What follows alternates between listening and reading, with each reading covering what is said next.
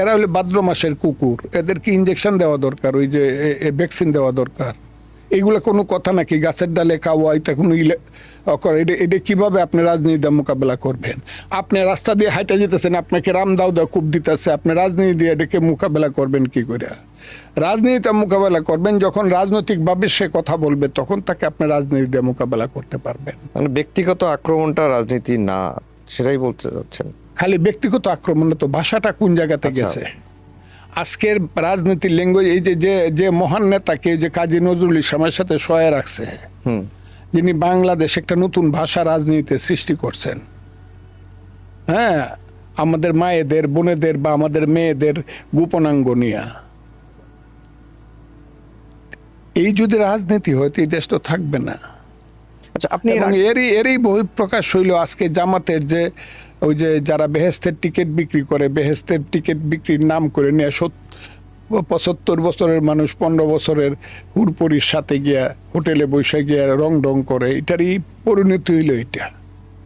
আপনি আগে বলছিলেন যে দেশ চালাচ্ছেন তারেক রহমান, কিন্তু প্রশাসনে রন্ধে রন্ধে দেশের প্রধানমন্ত্রী তারেক রহমান চালাচ্ছেন কতটুকু, এইটা পদে পদেই তাকে বাধা পেতে হচ্ছে। এই কালো শক্তিকে এখনো পর্যন্ত দূর করা গেল না কেন? কালো শক্তি তো একদিনে হয় নাই ভাই। 71 সনে যেদিন স্বাধীনতা হয়েছে, 16ই ডিসেম্বর বিজয় দিবস হয়েছে, 17ই ডিসেম্বরই এই কালো শক্তি নিজেদেরকে আস্তে আস্তে আস্তে আস্তে, হ্যাঁ, একটা প্রতিশোধ স্পৃহা থেকে আস্তে আস্তে নিজেকে সংগঠিত করছে এবং সারা দুনিয়ার সাহায্য সহযোগিতা পাইছে। যারা এই পৃথিবীতে গণতন্ত্রে বিশ্বাস করে না, মানবতায় বিশ্বাস করে না, যারা এই পৃথিবীতে যারা মনুষ্যত্বে বিশ্বাস করে না, মধ্যযুগীয় বর্বরতায় যারা বিশ্বাস করে, রাজতন্ত্রে যারা বিশ্বাস করে, যারা যারা জঙ্গিবাদে বিশ্বাস করে, সেই সব দেশগুলোর সমর্থন পায়া তারা তো 72 সন নেই সৌদি আরবে বৈশা, ইরাকে ইরানে বৈশা, তুরস্কে বৈশা বলছে বাংলাদেশ ইন্ডিয়া দখল করে নিছে তারা বাংলাদেশে, এবং কোটি কোটি ডলার তারা এখানে পাইছে, এবং তারা আজকে সমস্ত টাকা পয়সার মালিক বাংলাদেশে। আপনি দেখেন কালকেও তারা হিসাব দিছে নির্বাচনে কার কত খরচ হয়েছে। হ্যাঁ, নাপ্তের ফুত নন্দী, খুরার সামরি, জামাতের খরচ হয়েছে বিএনপির চেয়ে বেশি। Can you imagine? হ্যাঁ, জামাত টাকা পাইলে করতে, জামাতের সৃষ্টিটা করতে, আলিয়া মাদ্রাসা, তো আলিয়া মাদ্রাসাকে আমি সম্মান করি বলতেছি, মাদ্রাসায় যারা পড়ে তারা যারা আছে তারা কোত্থেকে টাকা রোজগার করে? কি টাকা রোজগার? তার তো আজান দেওয়া, নামাজ পড়ানো, ইমামতি করা ইত্যাদি ইত্যাদি। কিন্তু জামাতের এত টাকা আসলো কোত্থেকে? তাদের দল চালানোর তো একটা মানে কাঠামো আছে, দলের নেতাকর্মী সমর্থকদের কাছ থেকে তারা চাঁদা নেয় ইয়ানত হিসেবে, সেখান দিয়েও হতে পারে। ওই কথা ফজলুর রহমানরে বলে লাভ নাই। ফজলুর রহমান সব করে দেখছে ক্যাডার ভিত্তিক অর্গানাইজেশন কাকে বলে, আমরাও কিছু কিছু করে দেখছি। ওই চান্দা দিয়া থুতু খাইয়া পিপাসা মিটে না, এগুলো অন্য জায়গার থেকে কিছু পাইতে হয়, এবং সেই জায়গাগুলো হইল ষড়যন্ত্রের জায়গা। যারা বাংলাদেশকে চায় না, যারা বাংলাদেশের অস্তিত্ব স্বীকার করে না, যারা বাংলাদেশের 71 সনের প্রতিশোধ নিতে চায়, তারা তাদেরকে সহযোগিতা করে। আগামী দিনের রাজনীতির ভবিষ্যৎ আপনি কেমন দেখেন? রাজনীতির আকাশটা কেমন? এটা নির্ভর করতেছে আপাতত বিএনপির উপরে। আপাতত বললাম, যদি বিএনপি সঠিকভাবে যদি চালাইতে পারে, মোটামুটি এইসব ময়লা আবর্জনাগুলো আস্তে আস্তে দূরে চলে যাবে, একটু একটু হবে, একটু পরিষ্কার হবে আকাশটা। এটা বিএনপি এবং তারেক রহমানের পরিচালনার উপর নির্ভর করতেছে। আমি খুব ক্লিয়ার বললাম। সেটা কি ওইদিকে যাচ্ছে? মানে তার যে ক্যারিসমাটিক লিডারশিপ যেটা দেখানোর কথা, সেদিকে কি আগাচ্ছেন তিনি প্রধানমন্ত্রী? আমি দেখতেছি কিছুটা আগাচ্ছে, কিন্তু আগানো উচিত, আগানো উচিত। আপনি যে কোনোভাবেই বলেন, আপনার টার্গেট, সেই টার্গেটে পৌঁছার জন্য আপনার কিন্তু সংগঠন এবং সাংগঠনিক যে দৃঢ়তা এবং নীতিগত যে অবস্থান, সেই অবস্থানের যে দৃঢ়তা, সেইভাবে আগায় যাইতে হবে। এর থেকে বিচ্যুত হইলে পরে ভিন্ন রকম হবে।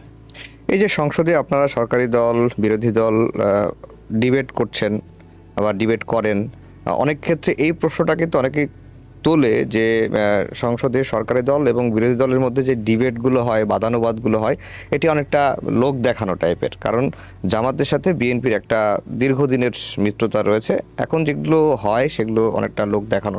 আপনার কাছে কি তাই মনে হয়? আমি তো এটা বলছি, আপনি আমার কথা শুনেন নাই, তাইলে আমরা হইলে খুব সাধারণ মানুষ তো কাজে আপনারা আমার কথা আমি বলছি যে এটা তো এখানে তো একটা ফ্রেন্ডলি গেম চলছে পার্লামেন্টে।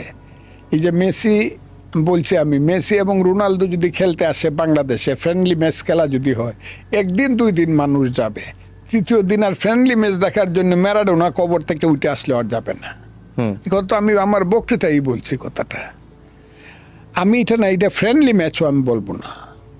আমার পার্লামেন্টে, আমাদের পার্লামেন্টে বিরোধী দলটা হলো মুনাফেকদের একটা দল, জাস্ট মুনাফেক। এরা বাংলাদেশেই বিশ্বাস করে না, বাংলাদেশের সংবিধান বিশ্বাস করে না, সংবিধান মান্য সংসদে যাচ্ছে। সংবিধানেই বিশ্বাস করে না, সেই সংবিধান মেনে সংসদ, তার মনের ভিতরে হইলো সংবিধানটা আমি বদলাম সবটা। কথাটা খুব বোঝার চেষ্টা করেন। আপনি এটাতে বিশ্বাস করেন না, কাজে এটা তো হবে না। আপনি এই এমন একটা মুনাফেক, ভিতরে যাইতেছেন, গিয়ে হাইসা হাইসা কথা বলতেছেন, আপনি যা করতেছেন প্রধানমন্ত্রী, আবার প্রধানমন্ত্রীকে কি বলবো, আমি বিভ্রান্ত বলবো না, প্রধানমন্ত্রীকে আবার এপিজিং করার জন্য, প্লেস করার জন্য প্রথমেই বলে জিয়াউর রহমান সাহেব কত ভালো মানুষ ছিলেন। হ্যাঁ, আপনার আম্মার কথা মনে হইলে এখনো চোখে পানি আসে, তখন বিএনপির এমপিরা হাততালি মারে, অতটুকুই বুঝে। কথাটা বুঝছেন না? ওই বিরোধী দলের নেতার মুখ থেকে আপনার আম্মার কথা মনে হলে চোখের পানি আইসা পড়ে। এরপরে যা আছে তা আচ্ছা কইল, কোয়ার পরে 2 দলেরই হাততালি পাইল বিরোধী দলের নেতা। 2 দলের হাততালি যেখানে পাওয়া যায়, এটা বুঝতে হবে এটা রাজনীতি না। আমার কথাটা শুনে লো, এটা নেতা না। নেতা কোনোদিন 2 দলের হাততালি, সবার হাততালি পাবে না। এটা বঙ্গবন্ধু শেখ মুজিবুর রহমানের যখন 1969, 70, 71 ছিল, তখন সবার হাততালি পায় নাই। রাজনৈতিক নেতার আদর্শিক কারণেই তার বিরোধী দল থাকবে, সে হাততালি দিবে না। বুঝতে পারছি। সবার হাততালি যে পায় সে হলো অভিনেতা, উত্তম কুমার, রাজ্জাক, কবরী ইত্যাদি ইত্যাদি ইত্যাদি ইত্যাদি, বা ওই যে সুফিয়া লোরেন, এরা সবার হাততালি পায়, কারণ এরা হলো, এদের কোনো শত্রু মিত্র নাই। আমার কথাটা কি আপনি বুঝতে পারছেন? এটা একটা মুনাফেক পার্টি। পার্লামেন্টে গেলে মনে হয় এরা আমাদের একদম এত আহারে এত বন্ধু আর পৃথিবীতে হয় না। জাস্ট পার্লামেন্টে একটা বাইরে আইসাই এরা যা চক্রান্তের যত কিছু আছে সব কিছু করে। আমি আজকে এটা বইলা যাব, এটা হয়তো বা বিএনপি সবাই পছন্দ করতে পারে, নাও পারে, কিন্তু যেদিন সাপ সুপল দিবে সেদিন যাতে আমার কথাটা মনে করে। সাপ যেদিন সুবল দেবে, হাসিনাও কিন্তু কৌমি জননী হয়েছিল, লাখ লাখ মৌলানা সাহেবদের এরা অকরিয়া, এক করে শফি সাহেবের এক করে পায়ে ধরে সালাম করিয়া পিতৃসুলভ ব্যবহার করিয়া ওনাকে আবার কৌমি জননী দিল। কৌমি জননী দিয়ে আবার বিশ্ববিদ্যালয়গুলো সব দখল করে মাদ্রাসা বানাইল। এখন আর মনুষ্যত্ব বিবেকের কোনো কাজ, ঢাকা বিশ্ববিদ্যালয়, রাজশাহী বিশ্ববিদ্যালয়, এখন হলো মারামারি, দরাদরি, কুত্তাকুত্তি, ওই হিজড়ার পিছনে গিয়া ঘোরাঘুরি, এইগুলা হইল কাম। আর তো ঢাকা বিশ্ববিদ্যালয় বা রাজশাহী বিশ্ববিদ্যালয়ের কোনো কাম নাই। এই যে সংসদে জামাতের সংসদ সদস্যের বাইরেও কিন্তু এনসিপির সংসদ সদস্যরা আছে, তারা কেমন করছে? মানে সংসদে তো বিরোধী দল 11 দলীয় ঐক্যের ব্যানারেই তো, এর বাইরে জামাতের সংসদ সদস্যের বাইরেও কিন্তু জাতীয় নাগরিক পার্টির সদস্যরাও কিন্তু রয়েছে, তারা কেমন করছে? তাদের মূল্যায়ন? তারা ইচ্ছা করলে ভালো করতে পারতো, যে সাহসিকতা আছে, আমি অস্বীকার করবো না, সাহস আছে। এত বড় একটা আন্দোলনকে এমনভাবে তারা লিড করছে। অবশ্য তাদেরকে এটা তৈরি করা হয়েছে। এটা ওই যে সিনেমা যখন হয়, সিরাজউদ্দৌলা ডাইরেক্টর আর খান আতা, সিরাজউদ্দৌলা বানায় আতা ওরে আনোয়ার হোসেন রে, তারে বাংলা, বিহার, উড়িষ্যার মহানদীপতি শিক্ষা দেয়। এই 1.5 বছর 2 বছর করে না সিনেমাটা সামনে ধরে সবাই মনে করে আনোয়ার হোসেনকে মনে করে সিরাজউদ্দৌলা। আসলে তো আনোয়ার হোসেন সিরাজউদ্দৌলা না।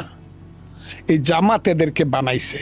5 বছর 7 বছর ট্রেনিং দিয়ে, এটার পিছনে ইউনুস সাহেব ছিল, মিটিকুলাস ডিজাইন ছিল, এদেরকে বানাইছে। এরা কিন্তু নেতা না, ছেলেগুলা অভিনেতা, কিন্তু সুযোগ পাইছিল নেতা হওয়ার। কিন্তু এরা এখন ওই যে একটা ছেলে আছে কি করে, কি কি কি কি বহাবহি টহাবহি তা করে করে এদের যে আসল চরিত্রগুলো আরেকটা কথা বলি, আপনার যদি সম্পদের লোভ থাকে, অসীম লোভ থাকে, তাইলে আপনার রাজনীতি করা আপনার দরকার নাই। আপনি ব্যবসা করেন না, ওই ডাকাতি করেন মকিম গাজীর মতো, রাজনীতি করতে আইসেন না। এরা সবাই হলো অসীম লোভী, সম্পদের প্রতি অসীম লোভ। কাজে এরা কোনোদিনই কইতে পারে আমার মারিও ফেলতে পারে, কিন্তু এরা নেতা হইতে পারবে না। কারণ সম্পদ এদের, যাদের 100 টাকা ছিল না এখন 100 কোটি টাকা হয়েছে। এদের যাদের রিক্সায় চলার টাকা ছিল না, এদের এখন 2 কোটি 3 কোটি, অনেকে বলে 5 কোটি। যে গাড়িগুলা যায় আমি দেখি, আরে সর্বনাশ চলে। এই যে পার্লামেন্টের নামে গাড়ি দিয়া, আমি তো হাইটে হাইটে আমার বাসার থেকে যাই, অনেক সময় গাড়ি থাকে না, একটা গাড়ি আছে আমার, এটা আমার ছেলেরা নিয়ে গেছে, তখন হাইটে পার্লামেন্টে যাই মেম ভবন থেকে। কিন্তু এদের গাড়িগুলাতে দেখলে পরে চোখ চড়ক মারাই। কাজেই যাদের সম্পদের প্রতি মানে এটা অসীম লোভ, তারা কোনোদিন নেতা হইতে পারবে না। আপাতত তারা মানুষকে কিনতে পারবে, এই করতে পারবে, ওই করতে পারবে। আর সব যে নির্বাচিত হইয়া কিভাবে আসছে না আসছে, তারা সব ইয়াং ছেলে পেলে, আমি কিছু বলতে চাই না, এরা আমার সন্তানের চেয়েও ছোট, কিন্তু এদের আচার আচরণ ব্যবহার কথাবার্তা এটা মানুষকে খুব, কারণ এরা তো সামনে এসে গেছে, এদের আচরণটাই তো মানুষকে ইনফ্লুয়েন্স করে। কিন্তু এদের আচরণ যদি এরকম হয়, তাহলে তো যুব সমাজ নষ্ট করে দিছে, তো সমস্ত জেনারেশন, 4টে জেনারেশন নষ্ট করে দিছে।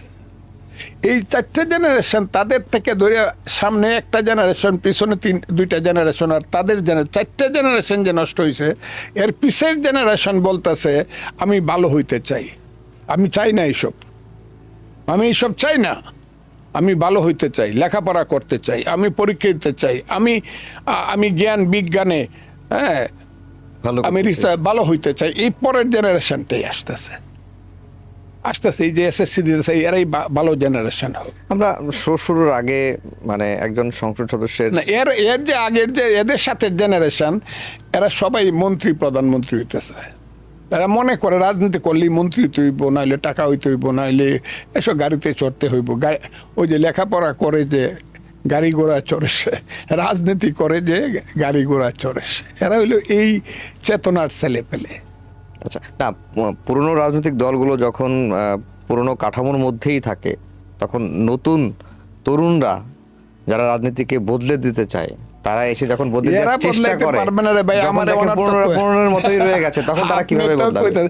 এরা পারবে না, এদের চরিত্রটা মানুষ বুঝে ফেলছে। এরা কোথাও গেলে, জামাত যদি এদেরকে সহযোগিতা না করে, ধরেন সিলেটে গেল বা ময়মনসিংহে গেল বা কিশোরগঞ্জে গেল, বা এরা যে পথ সভা করতেছে, পথ চলতেছে, এখান থেকে যে 100 জন লোক নিয়ে যেতেছে, এরা গিয়ে প্রথম দাঁড়ালে তো দেখা যায় 100 জন লোক হয়েছে, আর পিছনে দাঁড়ায় জামাত। আর ওদের ওই যে 10, 5টা 15টা ছেলে পরে চান্দাদারনে তুলিয়া হন দেখলেই মানুষ, রংপুরের যে ছেলেটা বৈষম্য বিরোধী ছাত্র আন্দোলনের নেতা, এর দেখলেই মানুষ ধর কয়। ও তো আর রাস্তায় বেরোয় না দিনের বেলা, ওরা গেলে 2, 4, 5, 10 জন বেরোয়। আর সব হইলো জামাত শিবিরের ছেলে পেলেরা এদেরকে এখন শেল্টার দিয়ে। জামাত ছাড়া এনসিপি চলতে পারবে না, না প্রশ্নই আসে না, এরা যে জামাতেরই সন্তান। আচ্ছা, তাহলে এনসিপির এককভাবে রাজনীতি কখনো দাঁড়াবে না, আপনার কাছে কি মনে হয়? আমার মনে হয় না যে 3 মাস, আমি 3 মান্থস বললাম, 3 মাস এরা জামাত যদি এদেরকে করে, রিয়েলি করে, মুনাফেকি না করে যদি এদেরকে বাদ দিয়া দেয়, জামাত তো মুনাফেক পার্টি, উপর দেখো এদেরকে ছেড়ে দিলাম, নিচে দেখো তোরা চল আমরা আছি, কি নিবে নিয়ে যা, আমাদের শিবিরে নিয়ে কাজ কর। এদের তো মানে জামাত যদি রিয়েলি বলে যে এদের সাথে আমাদের কোনো সম্পর্ক নাই, এরা 3 মাস পলিটিক্স করতে পারবে না। What is their politics? কি তাদের পলিটিক্স? পলিটিক্স তো এই দেশে 3টা। এটা শুরু হয়েছে 66 সন থেকে, এইটা এখনো একটা একটু পিছনে পড়ে গেছে। 3টা পলিটিক্স। আমরা যখন ছাত্র ছিলাম, আমি যখন ছাত্রলীগের কিশোরগঞ্জের সেক্রেটারি ছিলাম, বা পরবর্তী ঢাকা শহরে আইছি 66, 67, 68 সনে এই বাঙালি জাতির স্লোগান শুরু হইল, আন্দোলনের স্লোগান, আইয়ুব বিরোধী স্লোগান। কি? ছাত্রলীগের স্লোগান, তোমার আমার ঠিকানা পদ্মা মেঘনা যমুনা, এটা হইল একটা স্লোগান। ছাত্র ইউনিয়ন খুব, রাশেদ খান মেনন, মতিয়া চৌধুরী, এইরকম মুজাহিদুল ইসলাম সেলিম, শামসুজ্জোহা, সাইফুদ্দিন মানিক, তারাও সাংঘাতিক ব্যাপার। হ্যাঁ, মান্নান খান, এই যে ফখরুল ইসলাম আলমগীর, এদের স্লোগান কি? তোমার আমার ঠিকানা, ছাত্রলীগুলো তোমার আমার ঠিকানা, পদ্মা মেঘনা যমুনা। আর ওদের স্লোগান হলো তোমার আমার ঠিকানা, ক্ষেত কামার কল কারখানা। আর ধর্মীয় রাজনীতি যারা করতো, ইসলামী ছাত্র সংঘের নামে জামাতের যে রাজনীতি, এদের স্লোগানটা ছিল তোমার আমার ঠিকানা, সোনার মক্কা মদিনা। এই তিনটা স্লোগান খুব ধারালো ঝাঁঝালো স্লোগান ছিল, তোমার আমার ঠিকানা, ক্ষেত কামার আর কারখানা। কারণ সমাজতন্ত্র তখন সারা পৃথিবীব্যাপী যৌবন করতেছিল, স্রোত চলছে, কিন্তু তারা বাংলাদেশ এটা করতে পারে না। ওই যে তোমার আমার ঠিকানা, পদ্মা মেঘনা যমুনা, সেই স্লোগানটা একসময় আইসা রক্ত সূর্য উঠেছে, বীর বাঙালি জেগেছে হয়ে গেল। এরপরেই স্লোগানটা এসে গেল, বীর বাঙালি অস্ত্র ধরো, বাংলাদেশ স্বাধীন করো, সোনার বাংলা স্বাধীন করো। এটা সারভাইভ করলো। আর পাকিস্তানের সমর্থন করে তোমার আমার ঠিকানা, সোনার মক্কা মদিনা, ওই যে ছাত্র সংঘেরা আলবদর করিয়া রাজাকার করিয়া শেষ হয়ে গেল আমরা মনে করলাম। কিন্তু গোপনে গোপনে কিন্তু তারা সংগঠনটা করলো, বিভিন্ন কারণে আন্তর্জাতিক জাতীয় সহযোগিতা করলো, করে এখন আইসা এই সোনার মক্কা মদিনা যেটা, এটা আইসা এখন হয়ে দাঁড়াইছে। এইটাই এক দল, জামাত বলেন, এবি পার্টি বলেন, এই যে এনসিপি বলেন, যারা যারা বলেন এখানে, এরা হইল এটা একটা এক দল। আর আরেকটা দল হইল বিএনপি, শহীদ জিয়ার দল, মুক্তিযুদ্ধের দল। মুক্তিযুদ্ধ দল মানে এই দলের প্রতিষ্ঠাতা হইল মুক্তিযোদ্ধা বীরুত্তম জনাব শহীদ প্রেসিডেন্ট জিয়াউর রহমান। কাজে বিএনপি যখন বিপদে পড়ে, এইবারে যখন ইলেকশনের সময় বিপদে পড়ে গেছে, বলছে জামাত 2/3 সিট পায়ে ফেলবো, আমেরিকার সহযোগিতায় এত টাকা পয়সা আছে, তখন স্লোগান দিছে এই দল। শেষ পর্যন্ত গিয়া বলছে আমরা কিন্তু শহীদ জিয়ার দল, আমরা মুক্তিযোদ্ধার দল, এরা হইল রাজাকার। এটা হইল একটা পলিটিক্স চলছে। আর একটা পলিটিক্স দিল্লিতে থাইকে থাইকে বলে 6 মাস পরে আসতেছি। আসলে ঠিক আছে, মানে একটা পলিটিক্স। ওই পলিটিক্সটার ভিতরে লোক ভালো ছিল না, প্লেয়ার ভালো না, কিন্তু মাঠ খুব ভালো ছিল। প্লেয়ার ভালো ছিল না, কোচ ভালো ছিল না। ওইটাই হইল ওই যে তোমার আমার ঠিকানা, পদ্মা মেঘনা যমুনা। ওইটা আপাতত ওই পলিটিক্স কি আর ফিরবে বাংলাদেশে? কোনটা? যেটা দিল্লিতে চলে গেছে। দিল্লিতে পলিটিক্সটা চলে গেছে না, দিল্লিতে পলিটিক্স যে ব্যক্তিরা করতো, ব্যক্তিরা চলে গেছে, পলিটিক্স তো ওই দেশে রয়ে গেছে। মুক্তিযুদ্ধ যতদিন থাকবে ততদিন কিন্তু পদ্মা মেঘনা যমুনা পারের মানুষ সবসময় বলবে আমার সোনার বাংলা। ওই যে গানটা, আমি তোমায় ভালোবাসি, ওই যে পতাকা, সবুজের মধ্যে লাল সূর্য, এইটা যতদিন থাকবে ততদিন পর্যন্ত মুক্তিযুদ্ধ থাকবে। ওরা আসলো কি আসলো না যায় আসে না। এখনো আপনি বাংলাদেশে রেফারেন্ডাম করেন, আমি চ্যালেঞ্জ করলাম, রেফারেন্ডাম করেন, কেউ লাগবে না যে তোমরা মুক্তিযুদ্ধ চাও না রাজাকার চাও, মুক্তিযুদ্ধ ভালো না রাজাকার। মুক্তিযুদ্ধেরও অনেক দোষ আছে, রাজাকার তো দোষ আছেই, মুক্তিযুদ্ধ হয়তো বা অনেক ভুল করছে, কিন্তু আপনি এখন জিজ্ঞাসা করেন যে মুক্তিযুদ্ধ ভালো না রাজাকার ভালো, ভোট দেন, 90 আর 10 হবে, 10 হবে। আমি চ্যালেঞ্জ করলাম। আপনার মুক্তিযুদ্ধ যতদিন থাকবে, মুক্তিযুদ্ধের রাজনীতিতে যতদিন থাকবে, নামটা যতদিন বাংলাদেশ থাকবে, ঠিক আছে, ততদিন কিন্তু এই দেশে প্রগতির রাজনীতি বলে না, আধুনিকতার রাজনীতি বলে না, ইহজাগতিকতা রাজনীতি হইল গণতন্ত্র, ইহজাগতিকতা। রাজনীতি করে কেউ বেহেস্তে যায় না। রাজনীতি হইলে চাউলের দাম কত হইব, ডাইলের দাম কত হইব, কত লোকে চাকরি পাইব, গ্যাস কই থেকে আসবো, তেলের দাম কত হইব, ভাত কেমনে খামু, আমার ছেলেটা চাকরি পাইব কিনা, সুন্দরভাবে বিদেশে যাইতে পারবো কিনা, আমার ছেলেটা বিজ্ঞানী হবে কিনা, আমি মঙ্গল গ্রহে গিয়া আমেরিকার সাথে কন্টেস্ট করতে পারবো কিনা, ঢাকা বিশ্ববিদ্যালয়ে রিসার্চ হবে কিনা, আমার ছেলে নোবেল পাবে কিনা, এইটা হইল তার দুনিয়াদারি রাজনীতি। আর ওই যে যারা এই দেশে বেহেস্তের টিকিট বিক্রি করে, ওইটা হইলো অন্য জিনিস, ওইটা হলো আল্লাহর সাথে তার স্রষ্টার সঙ্গে সৃষ্টির সম্পর্ক। এটা ওর কি করার আছে?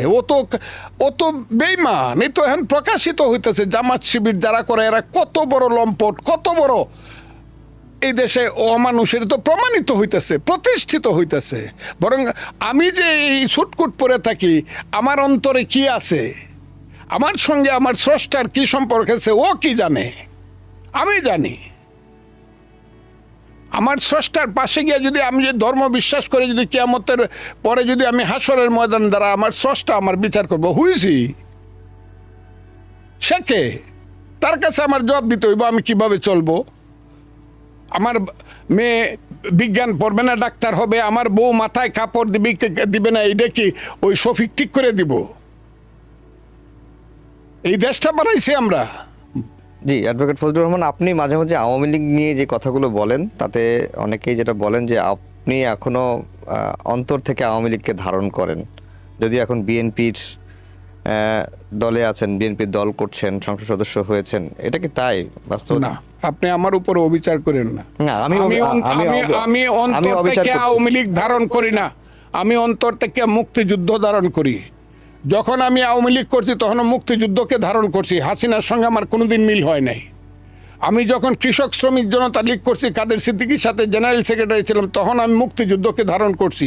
এখন যে বিএনপি করে, আমি মুক্তিযুদ্ধ ধারণ করি। আর মুক্তিযুদ্ধ ধারণ করলে যদি পিছনে একটা ছবি দেখা যায় কারো, আমার করার কি আছে? আমি মুক্তিযুদ্ধকে ধারণ করি। এই দেশটা পৃথিবীর বুকে যে আজকে বাংলাদেশ, এখন যে আমার দেশের ছেলেরা ছক্কা মারে, ওই যে ওই দিন দেখলাম একটা ছেলে একবারে 60টা ছক্কা মারছে, একবারে 31 করছে। ওই যে আমার ছেলে যারা পাকিস্তানে যেদিন ছিল 69, 70, 71 সনে পাকিস্তানে কোনোদিন ক্রিকেটে চান্স পায় নাই, পাকিস্তানের ক্রিকেটারদের বল টুকাইতো।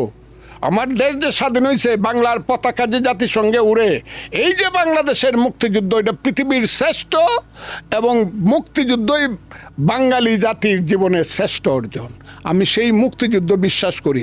এবং মুক্তিযুদ্ধ বিশ্বাস করলে যদি পিছনে বঙ্গবন্ধু শেখ মুজিবের ছবি দেখা যায়, আমার কি করার আছে? আচ্ছা, একটা সামনে রাষ্ট্রপতি নির্বাচন হবে এবং তারই তোড়জোড় চলছে, রাষ্ট্রপতি হিসেবে অনেকের নামই কিন্তু সামনে আসছে।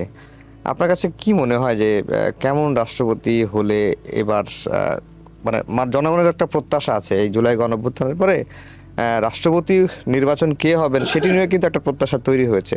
সেদিক থেকে আপনার প্রত্যাশাটা কি, আপনার ধারণাটা কি, কেমন রাষ্ট্রপতি হতে পারে? দেখেন, বিএনপি এত দরিদ্র রাজনৈতিক দল না, রাজনীতির দিক থেকে এত দরিদ্র না যে বিএনপিতে একজন রাষ্ট্রপতি পাওয়া যায় না, কাউকে হায়ার করতে হবে। বিএনপিতে কিন্তু এখনো, যদিও বিএনপিতে খুব বড় মহামানব আছে মনে করি, কিন্তু এখনো আমার দৃষ্টিতে এমন লোকেরা আছে, 2-4 জন এমন আছে